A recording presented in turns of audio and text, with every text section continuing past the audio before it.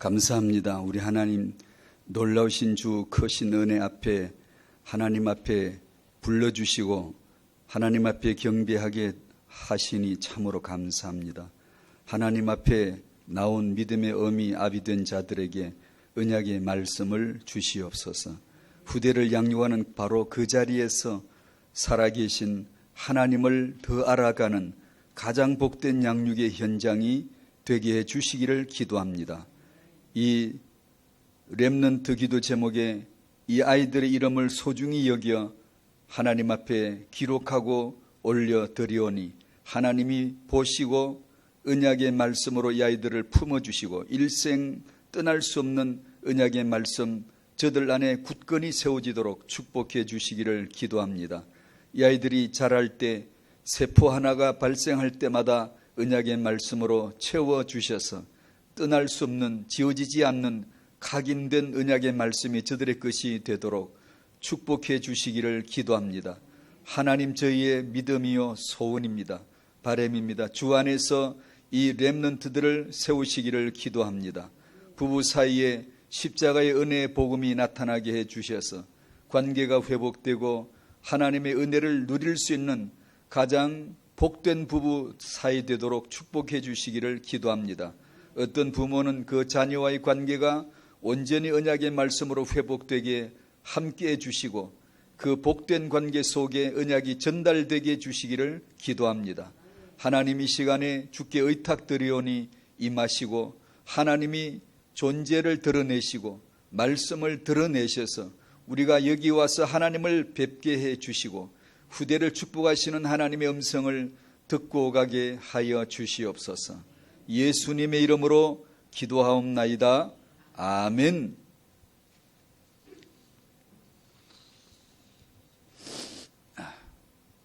학은복음화 제27과 서밋의 길 달란트의 시작, 그 말씀의 전체 내용은 말씀의 흐름을 따라가면 서밋 자리가 보인다 라는 메시지가 기억나는데요.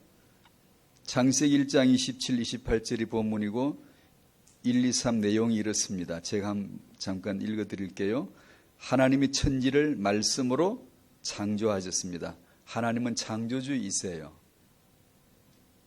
말씀으로 천지를 창조하셨습니다. 가장 먼저 빛을 창조하셨습니다. 천지 만물을 하나님이 창조하신 거 믿으시나요? 그것이 당신에게 왜 복이 되죠? 모르면 안 되나요? 누가 창조했건 말았건 이게 존재하는 거고 우리가 살고 있으면 됐는데 우리가 그것을 안다는 것이 왜 복될까요? 불교 신도들은 하나님의 천지를 창조했다 그러니까 누가 했든 무슨 상관이에요? 아무런 감동이 없더라고요. 그게 무슨 대수냐고. 그냥 있으면 됐고 만물이 여기 존재하고 있고 우리가 존재하면 됐지. 하나님이 천지를 창조했다고?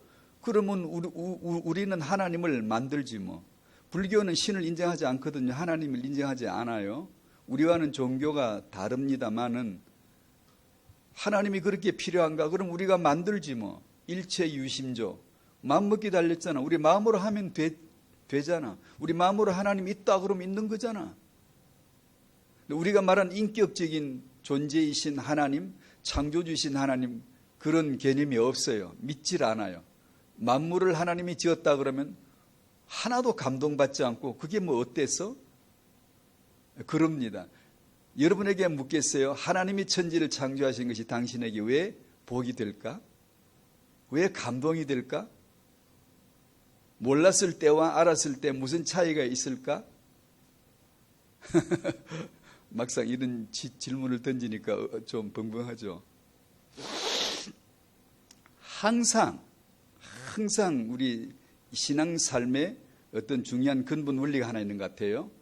그것 중에 하나가 항상 왜라는 질문을 늘 던져보는 거예요. 여러분 아이에게도 그 질문은 굉장히 육아에 탁월한 능력이 되거든요. 무슨 얘기할 때마다 왜 그렇다고 생각하니?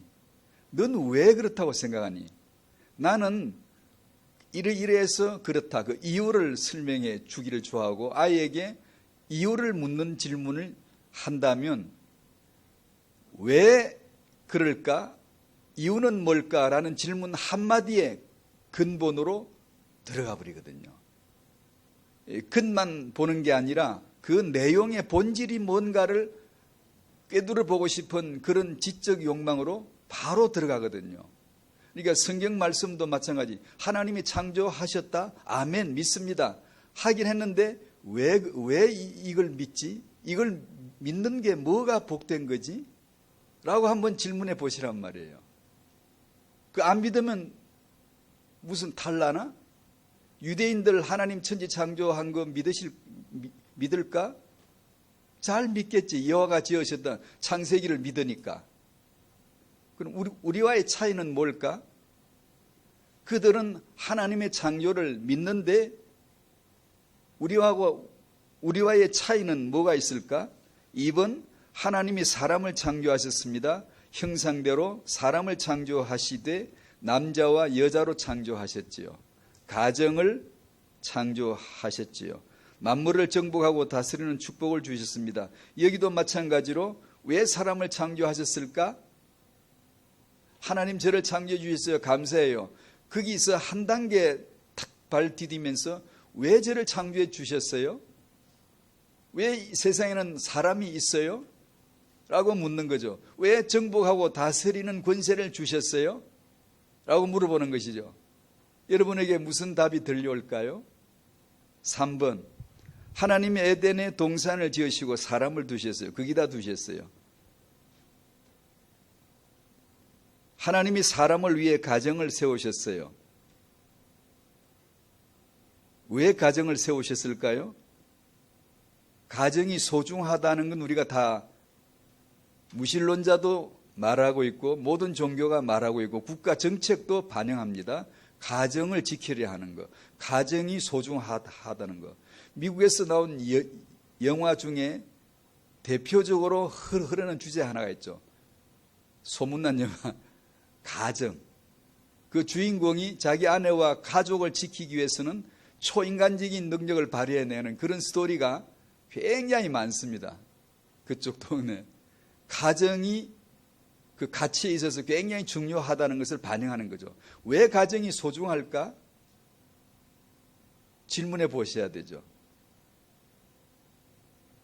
아담을 위해 여자를 만드시고 돕는 배필이 되게 하셨습니다가 27과의 마지막 말씀 내용이네요.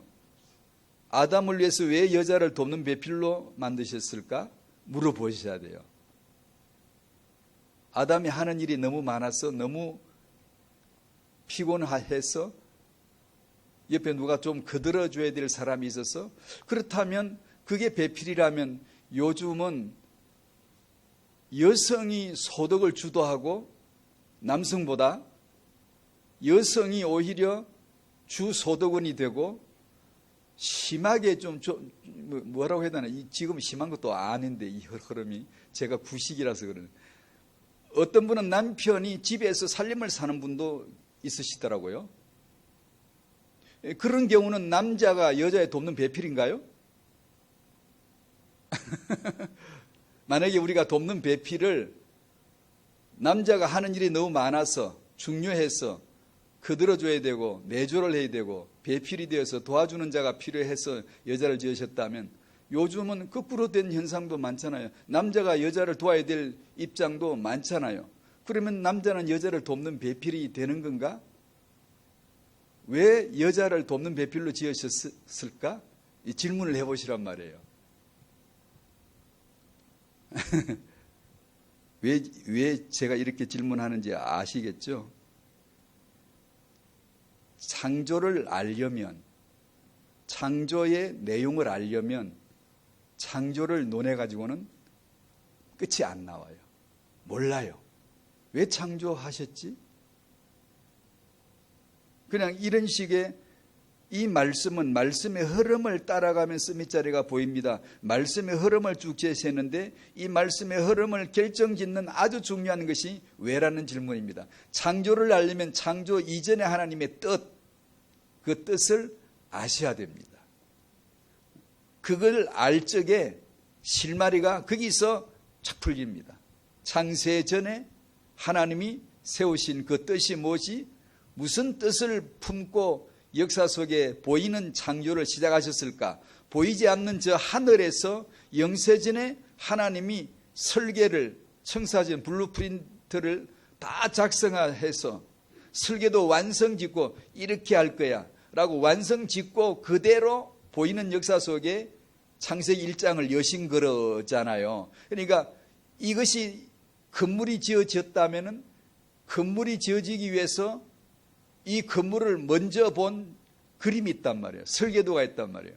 그것을 쭉 보고 건축가는 알죠.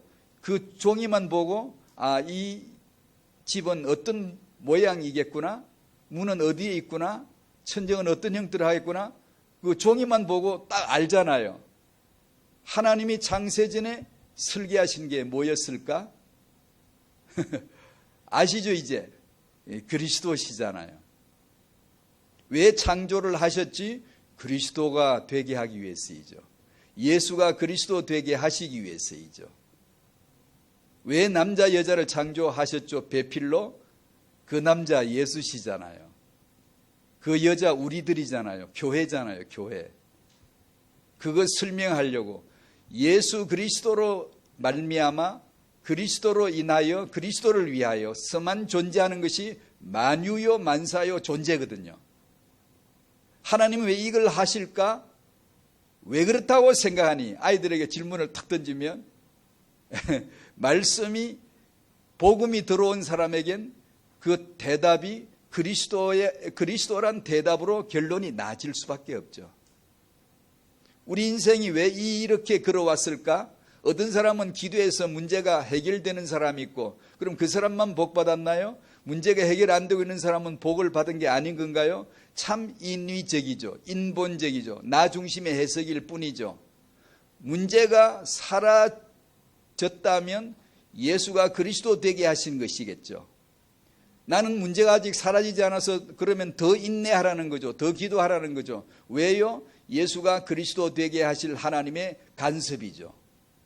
둘 다 똑같이 그리스도를 알면 똑같이 복을 받은 거죠. 받고 있는 거죠.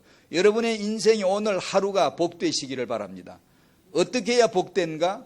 이 삶을 통하여 내가 되고 안 되고가 아니라 예수가 그리스도 되게 하실 하나님의 시간이니까, 그분이 주신 하루니까 복된 하루가 된 게 맞죠? 행복한 하루 된 거 맞죠? 앞으로 뭐가 잘 돼야 행복해질 기대하는 것보다 지금 주 안에서 복되시기를 바랍니다. 어떤 주제라도, 여기는 창조지만 창세기였지만 어떤 주제라도 좋습니다. 하나님의 왜는 뭘까? 왜 그러셨을까? 라고 물으면 답은 그리스도입니다. 잘 모르겠으면 그리스도로 결론 내고 수식을 맞춰가면 됩니다. 더하기, 빼기, 곱하기, 나누기, 인생 수식을 해나가서 맞춰버리면 됩니다. 결론은, 하나님의 결론은 그리스도예요. 이미 나 있거든요.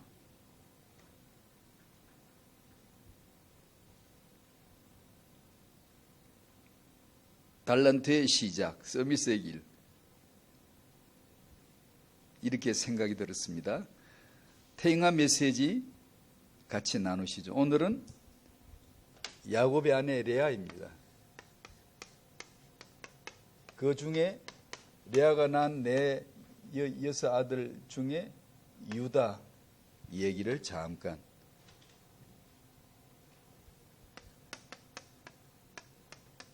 레아는 라헬에 비해서 뛰어난 여자가 아니었습니다. 오늘의 그 메시지의 마지막 결론을 미리 나눈다면 남편에게 사랑받지 못했어요. 탁월한 여자가 아닌 것 같아요. 그리고 아버지 라반의 그 어떤 속임수로 야곱을 속여서 라헬이 아닌 레아를 먼저 야곱과 결혼시킨 속임수를 쓴, 요즘식으로 1+1, 속임수를 써가지고 레아를 먼저 결혼하게 만든 거기에 운명적 비극적인 주인공, 참 뜻대로 결혼한 것도 아니고 뜻대로 사라진 인생도 아닌데, 그러나 주권 아래서 보면 왜 그러셨어요 하나님? 역사는 하나님의 주권 아래 있음을 믿거든요. 우리는 결코 인본이 아니라 주권을 믿기 때문에 거기는 하나님의 주권적 간섭이 있었으리라고 믿는다면 하나님에게 물어보는 거죠. 왜 그러셨어요? 그 주권 아래에서 레아는 숨은 가치가 있었어요. 숨은 의도가 있었어요. 하나님의 계획이 있었다고요. 그것을 본다면 오늘 여기 오신 특히 믿음의 어미 되신 분들, 믿음의 여성 되신 분들, 자녀를 배태하고 출산해서 육아하시는 말로 다 할 수 없는 소중한 현장을 지니신 어미들이 이 레아를 통해서 내가 신사임당처럼 소문난 그런 어미가 될 수는 없을지 모르지만 주권 아래에서 볼 때 당신은 숨은 가치가 있는 자이다. 숨은 가치가 있는 믿음의 어미다. 주일날 예배 올 수 있고 태영아 전도학교에 올 수 있고 하나님의 말씀을 받기를 원하시는 그 정도라면 당신은 하나님의 계획 속에서 숨은 가치가 분명히 있을 것이다 라는 마음을 조금이라도 얻으실 수 있으면, 오늘 메시지는 제가 잘한 건데 그렇게 될란지 모르겠네. 도와주십시오. 학원복음화 메시지에서도 나눴듯이 여기 태영아 메시지도 1번에서는 역시 그 내용을 다뤘습니다. 창세전 주권 언약을 먼저 알자. 이걸 모르면 우리는 주 예수님을 위한 하나님의 이스라엘을 만들기가 아니라 역전돼 뒤집어져 버려요. 이스라엘을 위한 주 하나님, 나를 위한 예수, 이런 식으로 뒤집어질 수 있어요. 그래서 이것은 굉장히 중요합니다. 창세전 영원하신 하나님의 주권, 주 예수 그리스도를 위하여서, 그 나머지는 이스라엘도 교회도 세계도 만사도 만물도 무엇이든지 갖다 붙이면 돼요. 이건 억지가 아니에요. 정확한 말씀풀이에요. 주 예수를 앞세우고 그 다음에 만사를 만물을 갖다 붙여버리면 돼요. 다 주 예수를 위해서만 존재가 되게 돼 있어요. 만약에 주 예수를 위한 존재가 남자가 아니면 그 남자는 쓸모가 없어요. 주 예수를 위한 베필로스의 여자가 아니면 그 여자는 아무 쓸모가 없어요. 주 예수를 위한 육아가 아니면 그 육아는 아무리 잘해도 하나님이 쳐주지 않는 헛것이에요. 전도서 세상 모든 것이 헛것이다. 바로 그 말이 무슨 뜻이죠? 주 예수가 없으면 그 말이에요. 주 예수와 관계가 없으면 그 말이에요. 그 말은 뒤집으면 놀랍죠. 주 예수와 관계되면 무엇이든지 뜻이 나요. 의미가 있어요. 넘어져도 손해를 당해도 이뤄져도 누구에게는 병이 들었는데도 영광이 나타나 버려요. 망했는데 누구에게는 복음적인 해석이 들어가 버리면 영광이 되어버려요. 그게 그 바람에 살아계신 하나님을 예배하는 가문으로 놀랍게 바뀌어버리는 얘기가 한둘이 아니잖아요. 그래서 1번 창세전 주권 언약, 하나님의 영원한 언약은 오직 예수십니다. 요한복음 5장 39절 아시죠? 성경에 기록된 건 무슨 내용이죠? 66권이나 되는데 무엇을 기록했죠? 오직 예수 그리스도를 기록한 책이 성경 전서 66권이잖아요. 아멘. 맞죠? 성경에 무엇이 기록되어 있을까? 얼마나 중요한 질문입니까? 성경이 이게 무슨 뜻이에요? 이게 무슨 뜻이에요?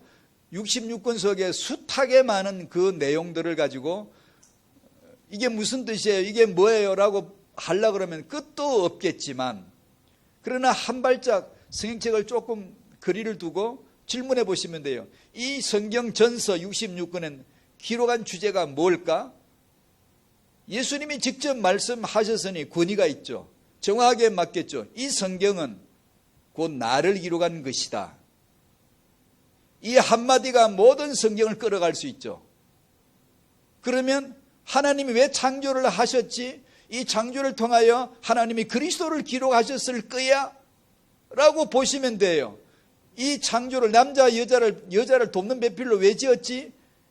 유교적으로 풀지 말고 가부장 시대에 집사람이 집에서만 살고 남자는 바깥으로 일을 하고 여자가 남편을 돕는 자로 보이는 조선시대처럼 생각하지 마시고, 지금은 조선시대가 아니에요. 그리스도를 위하여 왜 여자를 돕는 배필로 지으셨을까? 이렇게 물어보시면 되거든요. 그만큼 중요합니다. 에베소 1장 4절에 창세전에 그리스도 안에서 우리를 택하사, 이런 한마디는 성경 전체를 끌고 가는 키워드가 되는, 키가 되는 거예요. 말씀을, 방향을 잡아주는 거예요. 안 그러면 그냥 인본 얘기해버려요. 우리 얘기해버린다고요. 더군다나 구약은 예수란 이름이 안 나오니까 그냥 구약식으로만 자꾸 얘기한다고요. 이제 아시겠죠? 구약에 레아가 아이를 낳으면 아들 6 낳았거든요. 야곱의 12아들 중에 반이에요. 굉장하죠? 야곱은 12아들 낳았어. 그러면 우리는 12아들이나 대단하다. 여러분이 미리 메시지를 나눈다면 하나를 낳으셨어도 주 예수 그리스도의 언약 안에서, 그 복음 안에서 이유를 알고 아이를 낳고 지금 양육하고 있다면 그 하나가 12입니다. 12의 축복을 받은 겁니다. 지금도 12를 낳아야 된다, 언약의 자녀는 12를 낳아야 된다, 그런 거 없습니다.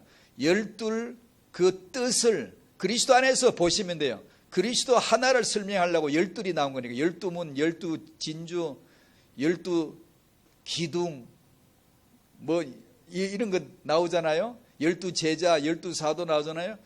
예수 하나를 설명할 하나님의 12이에요. 그러니까 여러분이 예수 그리스도 하나 아시면 그냥 12를 낳은 거예요. 12 축복이에요. 언약의 백성이에요. 언약의 후대예요. 자녀에게 그 복음 하나 전달하시기를 축복합니다. 그 하나가 우주 전체예요. 그 하나가 예수, 내가 예수를, 그리스도를, 이 복음을 아이에게 전한다, 이 아이 하나에게 내가 전하겠다 한다면 그것은 온 우주가 그 안에 들은 거예요. 세계복음화 그 안에 들은 거예요. 237이 그 안에 들은 거예요. 그만큼 창세전에 하나님은 그리스도라는 언약 안에서 우리를 미리 택하셨다는 걸 아는 건 너무나 중요해요. 이건 중요하다 정도가 아니라 다예요. 그래서 그리스도란 색안경을 껴버려야 돼요. 그래서 태양을 보면 태양으로 안 보이고 그리스도로 보여야 돼요. 왜 빛을 창조하셨지? 예수는 그리스도 이루려고 빛을 창조하신 거예요. 그 외에는 아무런 이유가 없어요. 하나님의 이유는 그리스도 하나밖에 없으니까. 오해하지 말라고, 왜곡하지 말라고, 쓸데없이 방황하지 말라고 말씀에 기록해버렸잖아. 성경은 나를 기록한 것이다. 난 창세전에 미리 정했어, 그리스도를. 나는 그리스도 아닌 건 말하지 않아, 행동하지 않아, 창조하지 않아, 역사 만들지 않아. 그렇게까지 해줬으면 우리는 그리스도라는 안경을 껴버려야지. 만사가 보이면 그리스도로 해석 내리고 만유를 보면 그리스도 외에는 다른 게 안 보여야 돼. 왜 아이를 주셨지? 그리스도를 위하여. 뭘 키우라는 거야? 그리스도를 키우라는 거지. 그리스도를 키우라는 것이지. 그 복음 하나를. 그러다 공부 못하면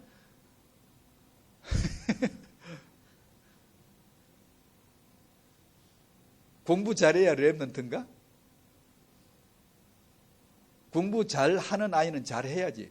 아무리 해도 공부가 안 되면 안 되는 대로 되어야지. 왜 너는 공부를 못해? 그러지 마시고 오늘 집에 가서 수고한다. 너 공부하려고 하니 얼마나 힘들겠니? 좀 그래 주세요, 그냥.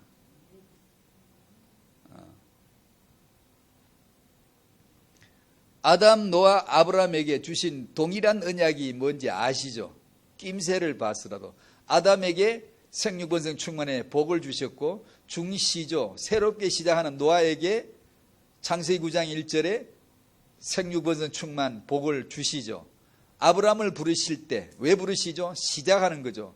뭘 시작하세요? 언약의 백성 이스라엘. 이스라엘은 왜 존재해야 되죠? 예수를 위하여. 예수를 위하여서가 뭔데? 딱 정해줬죠. 예수를 낳을 백성, 예수를 낳을 태로, 이스라엘은 그거 족보 끝나고 성경에서 족보 사라지죠. 사명 완수한 거예요. 예수 나음으로 끝난 거예요. 아브라함에게 생육번성 충만의 복을 주시죠. 왜 주셨을까요? 다른 복도 아닌 왜 자손 복을 주실까요? 제가 오늘은 이런 식으로 자꾸 전개하네. 그러면 여러분의 머릿속에 마음속에 퀘스천마크가 탁 떠올라야죠. 왜 아담에게 생육번성 충만의 자손복을, 왜 노아에게 생육번성 충만 자손복을, 왜 아브라함에게 후대 생육번성 충만의 자손복을, 왜 동일하게 이 세 시조에게 주셨을까? 왜 그러셨을까? 답은 뭐라 그랬죠? 그리스도를 위하였어요. 그리스도는 누구예요? 하나님의 자손, 그 씨라고요. 그 씨. 이해하기 어렵지 않죠? 여러분의 출산과 육아는 그 이유가 예수 외에 하나 외에 아무것도 없어요. 그 예수 안에 어마어마한 영광이 있어요. 여러분이 만약에 여러분의 후대에게 예수가 그리스도 되심을 설명하려고만 한다면, 내가 이 아이에게 이 복음을 전달할 자야 라는 걸 정말 알기만 한다면, 하려고 노력이라도 한다면, 정말 여러분은 뭐라고 해야 되죠? 복을 받은 믿음의 의미가 맞아요. 하나님의 뜻이 맞아요. 하나님은 거기서 렘넌트를 내실 거예요. 하나님이 절대 딴 눈 안 파세요. 다른 데 안 가세요. 다른 여자들 보러 안 다닌다고요. 다른 양육자, 명문 학교를 다니면서 하나님의 인력을 차출하려고 고용하려고 눈 번득이지 않는다고요. 분명히 하나님이란 존재하시는 그분은 아들 예수가 그리스도를 이루시기로 작정하셨고, 그것 하나 때문에 만유를 이루셨고 만물을 만드셨고 남자 여자를 만드셨으니, 그 남자가 나요 그 여자가 당신이라면, 여러분이 후대 생육 번성 그 언약으로 후대를 예수로 키우려 한다면 여러분은 복을 받은 자임이 틀림없단 말이에요. 왜 아담에게 생육번성 충만 정복 다스리는 복을 주셨을까? 예수 때문이에요. 계시록에 가면 누구만 남죠? 예수만 남습니다. 예수만. 이 설명이 어떻게 보면 좀 어렵기도 해요. 성경에 후손 나오거들랑 정관사 붙은 그 후손 예수라는 것만 딱 기억하시면 돼요. 어떤 언약의 사람에게 하나님이 후손 줄게 그러거들랑 여러분은 마음이 어디 가야 되죠? 예수 후손 얘기 때문이구나. 예수 그 후손, 갈라디아서 3장에 아브라함에게 주신 후대들이 아니고 복수가 아니고 단수라고 바울이 설명해 줬잖아요. 그건 예수 그리스도를 말씀해 주신 것이야. 아담에게 생육번성 충만하라 한 하나님의 마음의 의도 뒷면에는 예수를 지금 말씀하고 있는 거예요. 하나님이 자기 아들 예수를 그리스도 되게 하시려고. 그리고 역사가 다 지나가고 요한계시록에 쑥 들어가면 우리들 후손 얘기는 하나도 없고, 우리는 아들 딸 없어요, 남편 아내 없어요. 전부 다 그리스도 안에서 하나님의 자녀예요. 아들의 아들. 거기는 하나님의 아들 예수 안에 다 들어가 있어요. 모든 것은 예수 하나님의 아들 그 안에 다 들어가 있어요. 그 어린 양 안에.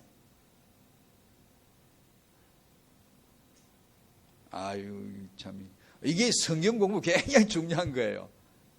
열심히 사십시오. 자녀를 양육하시고 예수를 축복하는 열심히 그렇게 하십시오. 그러면 예수 안으로, 여러분이 예수 안으로 들어가는 것이고 여러분의 키운 그 자녀가 예수 안으로 들어가는 것입니다. 계시록 가면 영원한 하나님 나라 가면 내 아들이 아니라 하나님의 아들 예수 그리스도만 남고 그 안에 나도 들어가 있고 당신의 자녀들도 그 안에 들어가 있고 그 복을 누리게 되는 겁니다. 하나님은 자기 아들만 남깁니다. 자기 아들 되게 하기 위해서만 역사를 만드세요. 당신을 만드셨고 후대 생육번성을 하라고 하신 거예요. 조금 아시겠죠? 별로 고기를 안 끄덕거리네. 그냥 예수만 전달하면 돼요. 딴 거 하는 게 당신의 사명 아니에요. 육아의 사명 아니에요. 하나님의 완전한 뜻이 당신으로 하여금 예수 복음을 아이에게 전달하라는 거예요. 그러자니 부부간에 잘 살아야 되는데 잘 살아지나?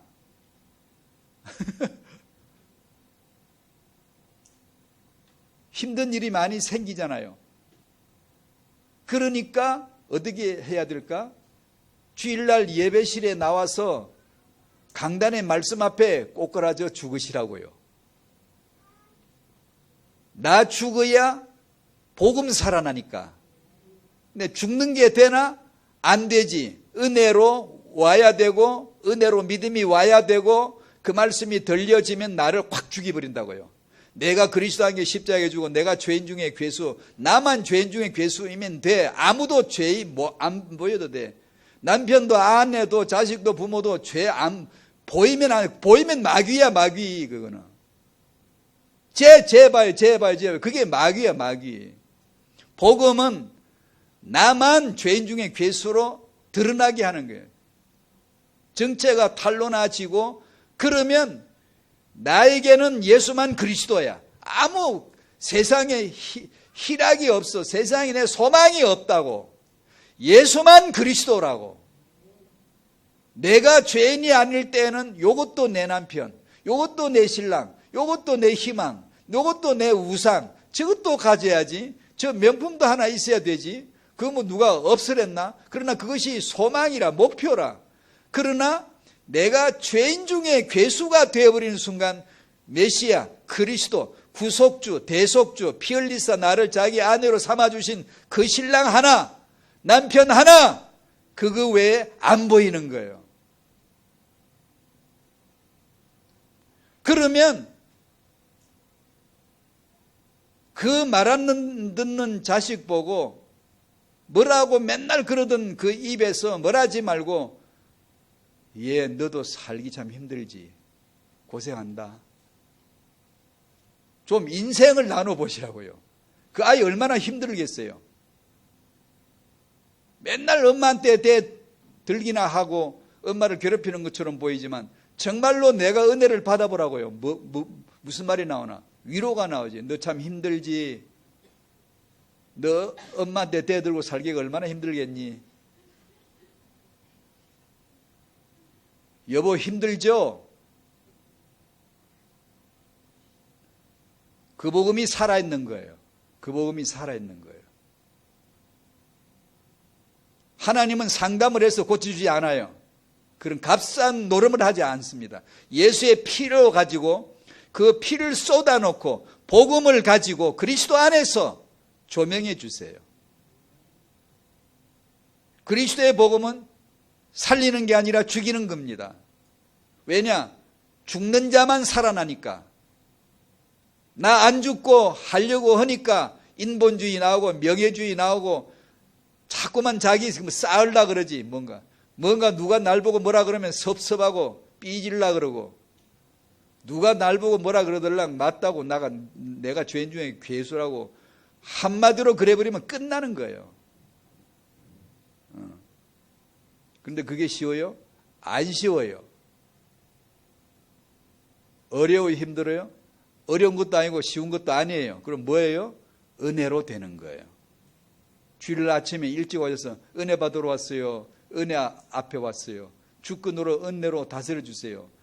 그렇게 비세요. 그냥 막 비세요. 그냥 계속 하나님 아버지 은혜로. 은혜가 임하지 않으면 보이지가 않아요. 진리가 안 보여요. 참이 안 보여요. 그러면 그냥 인본주의 써죠. 뭐 우리는 인본주의라는 것은 어떤 것이 아니에요. 나 존재 자체예요. 인본주의 대장이 나예요. 뭐 얘기하다가 시간 다 갔네.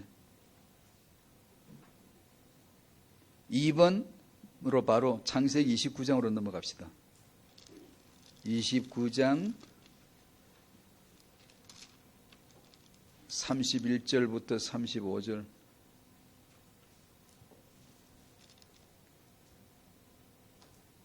읽을까 말까?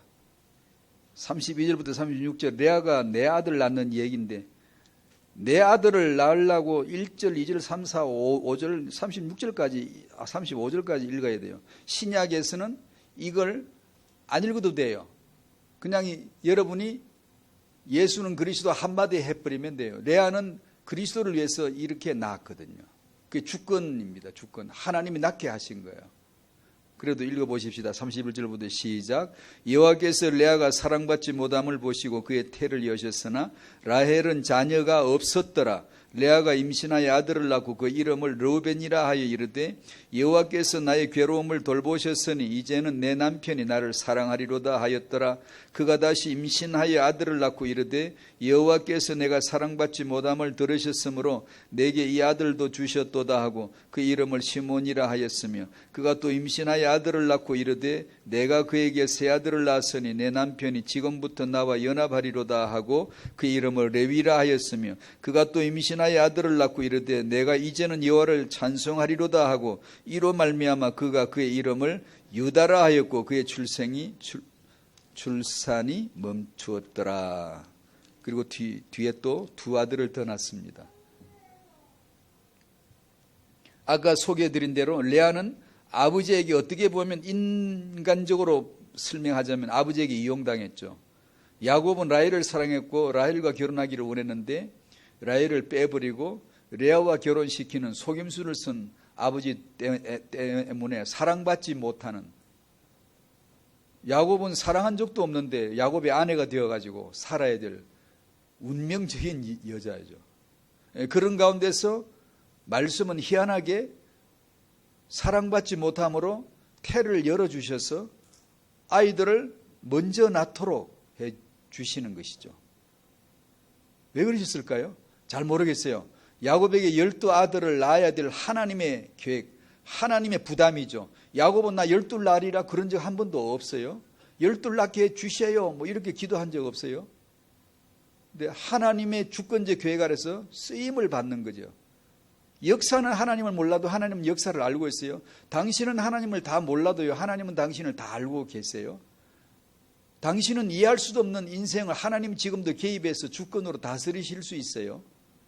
열심히 교회를 다니세요. 열심히 말씀을 받으세요. 그러면 나도 모르는 새에 주권 아래 다스림을 받고 있다고. 내 인생이에요.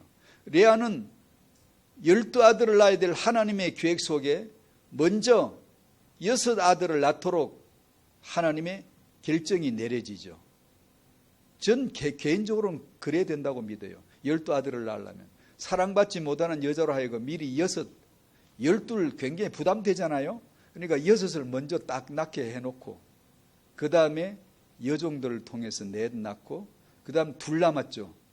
사랑하는 여자 라헬에게 요셉 11번째 12번째 베냐민 낳게 하고 낳는 그 자리 산고로 라헬을 데려가 버리잖아요. 12로 2자리도 탁 잘라버리죠.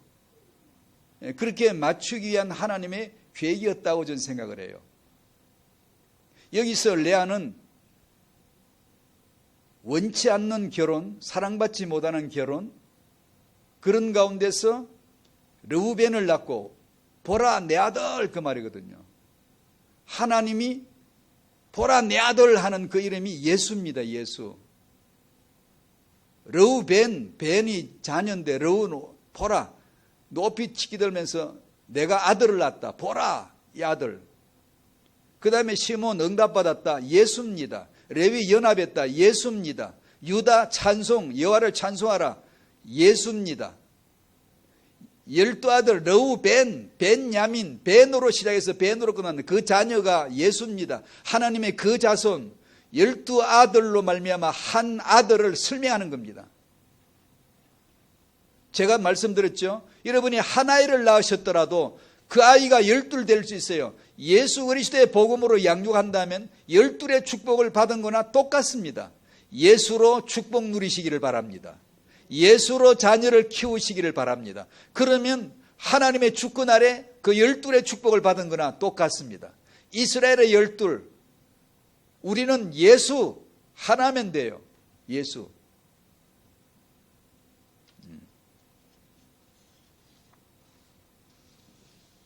레아의 가치, 서론에서 이미 소개를 드렸죠. 인간적으로 해석하면 여러 가지 내용이 나오지만 주권으로 해석하면 레아는 아무도 몰랐던 하나님의 주권 안에 속해 있었고 숨은 가치가 있어 주권으로 해석하면 가치 있는 여자였죠. 반드시 낳아야 될 12아들의 6아들을 낳았으니까. 그리스도를 위하여 6을 낳았으니까 얼마나 가치가 있어요? 숨은 가치죠. 이스라엘 집을 세우는데 가장 큰 역할을 한 어미가 레아였죠. 레아.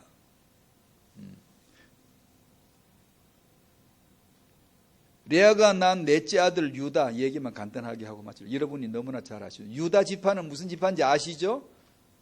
왕족 지파죠. 누가 오실 지파? 여호와를 찬양하라. 왕 대신 예수 그리스도 그분이 오실 지파로 특정된 가문이에요. 그게 유다죠. 누가 낳았죠? 레아가 낳습니다.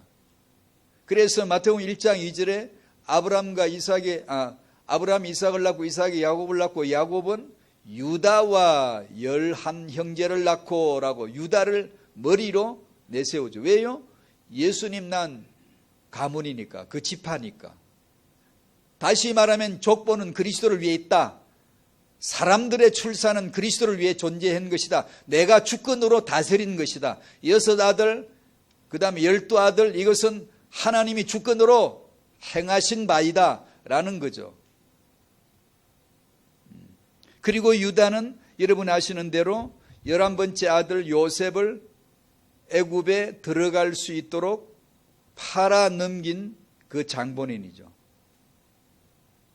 형들이 요셉을 죽이려 할 때 맏형 르우벤이 죽이면 되겠나 살리려고 계획을 세우고 잠시 비는 사이 유다가 와가지고 팔아넘기자 라고 함으로 하나님의 주권에 쓰여지죠. 요셉은 그 자리에서 살아나면 안 되죠. 팔자가, 세상말로 팔자가, 사주팔자가, 세상식으로 표현하자면 사주팔자 그 자리에서 살아나면 안 되죠. 그 자리에서 죽으면 안 되죠. 그 자리에서 반드시 팔려서 어디로 가야 돼? 애굽으로 가야 돼요. 왜 그렇죠? 하늘에서 이 세상나라, 애굽 같은 세상나라를 오실 하나님의 아들 그리스도의 종된 모습으로, 노예 모습으로 은삼십에 팔릴 종으로 오실 예수님을 연극으로 연기를 해서 보여줘야 될 꼭두각시가 요셉이니 반드시 애굽으로 들어가야 맞죠. 그걸 누가 하죠? 유다가 하죠. 잔인한 놈, 지 동생을 은 20에 팔아먹은 놈. 주권으로 해석하면 하나님이 요셉을 애굽으로 보내는 일에 유다가 쓰임을 받은 거죠. 이것은 여러 가지 뜻이 있습니다만 쓰임을 받았다고 해서 인간 세상에서의 범법이 반윤리도 그냥 이렇게 묵인될 수 있느냐? 그런 건 아니에요. 그런 건 아니지만 주권적 해석이 성경은 반드시 먼저 있어야 돼요. 그러면 유다는 쓰임받은 자이죠. 오늘 여기까지 할래요.